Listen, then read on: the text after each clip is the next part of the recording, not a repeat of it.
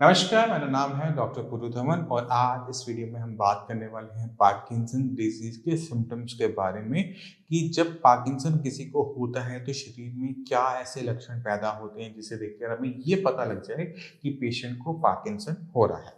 मगर सिम्टम्स से समझने से पहले आपको थोड़ा सा गहराई में उतरना पड़ेगा पार्किंसन के कि ये आखिर में रोग कहाँ का है और क्यों होता है। पार्किंसन जो बीमारी है वो एक ओल्ड एज में होने वाली बीमारी है जो कि 60-65 के आसपास शुरू होती है। इसमें हो क्या रहा होता है कि हमारे ब्रेन के अंदर जो न्यूरॉन सेल होते हैं जिसे आप अपनी स्क्रीन पे देख सकते हैं, ये एक केमिकल रिलीज करते हैं जिसका नाम है डोपामीन। ये अगर सेल्स मरना शुरू होते हैं तो हमारे बॉडी के अंदर ये जो डोपामीन है ये कम रिलीज होता है या नहीं होता और इसी की वजह से हमें पार्किंसन बीमारी देखने को मिलती है। अब ये तो समझ में आ गया होगा आपको कि ये ब्रेन में होने वाले नुकसान की वजह से होता है। अब जब ब्रेन जो हमारा होता है वो हमारी बॉडी के हर एक पार्ट को कंट्रोल कर रहा होता है, से चला रहा होता है। जैसे आप ये वीडियो देख रहे हो, सुन रहे हो, तो ये कौन कर रहा है? आप देख आंखों से रहे हो बट समझने की ताकत आपको आपका ब्रेन दे रहा है। तो ये जो हमारा नर्वस सिस्टम है ये कहीं ना कहीं हमारे पूरे सिस्टम को रन कर रहा है। एक तरीके से आप कह सकते हो कि सेंट्रल प्रोसेसिंग यूनिट है। जैसे हमारा कंप्यूटर होता है तो उसमें एक चिप लगी होती है, वो चिप हमारा ब्रेन है। और ये ना हो तो आप कुछ नहीं कर सकते, आप सांस भी नहीं ले सकते अपनी मर्जी से। अब हमारे ब्रेन में नुकसान हुआ था, हमारे जो न्यूरॉन सेल्स थे उनमें जो डोपामीन केमिकल था वो रिलीज नहीं हो पा रहा। इसकी वजह से हमें दो टाइप के सिम्टम देखने को मिलते हैं। एक है मोटर, यानी जो हमारी मूवमेंट से रिलेटेड होते हैं। जैसे अगर मेरा हाथ है वो कांप रहा है तो ये मोटर सिम्टम है ना, क्योंकि मेरे मूवमेंट में दिक्कत हो रही है। दूसरा जो होता है इसी तरह से हमें देखने को पड़ता है कि पेशेंट की बॉडी कांपनी शुरू कर देती है जो कि मोटर सिम्टम है। इसी तरह से गर्दन हिलते रहना, ये एक मोटर सिम्टम है कि हमें दिख रहा है, मूवमेंट आ रही है।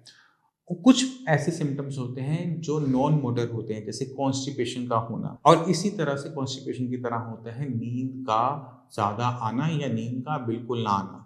तो अगर किसी को पार्किंसन है, बॉडी शेक करती रहती है, तो उसमें दो टाइप के सिम्टम हो गए। एक हो गए मोटर, यानी हाथ पैर का हिलना, गर्दन का हिलना, आवाज़ में बदलाव आना, ये सारे मोटर सिम्टम्स होते हैं। इसी तरह से नॉन मोटर सिम्टम्स कौन से हो गए? कॉन्स्टिपेशन हो गई और साथ में आपकी नींद का बहुत ज़्यादा आना, नींद का ना आना।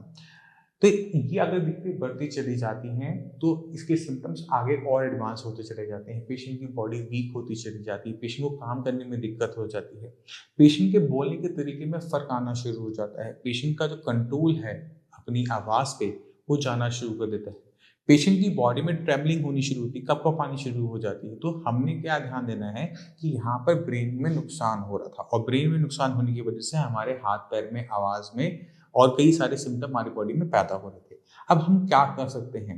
हम इस 2 तरीके से काम कर सकते हैं, क्योंकि ये अपने आप बढ़ने वाली बीमारी है, यानी एक बार शुरू हो गई तो इसे कंट्रोल करना मुश्किल होता है। तो हमें 2 जगह पे काम करना होता है। हमें पहले अपने ब्रेन को बचाना होता है और रहने से।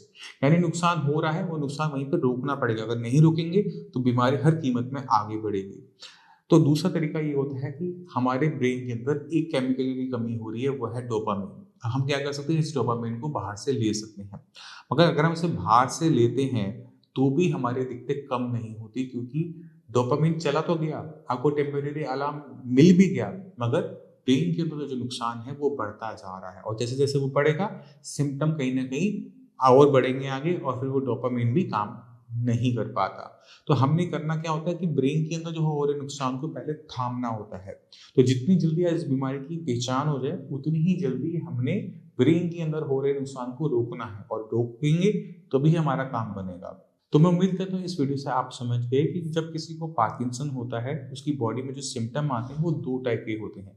एक है मोटर सिम्टम और एक है नॉन मोटर सिम्टम्स। तो हमें इनको समझना पड़ेगा और इन पे काम करना पड़ेगा। हमें ब्रेन पे काम करना पड़ेगा कि ब्रेन में हो रहे नुकसान को रोका जा सके, बंद किया जा सके और जितना हो सके उसे रिवाइव किया जा सके, जिससे ये जो पार्किंसन बीमारी है वो आगे ना बढ़े। अब आपके माइंड में कोई डाउट हो, कुछ भी पूछना चाहते हो तो हमारे डॉक्टर्स अवेलेबल हैं। आप नीचे दिए हुए नंबर पे कॉल करके उनसे बात कर सकते हैं। आप मुझसे भी आकर मिल सकते हैं। अब इसी के साथ आप सभी को चलने की आज्ञा चाहूँगा। मिलते हैं अगली वीडियो में, तब तक के लिए।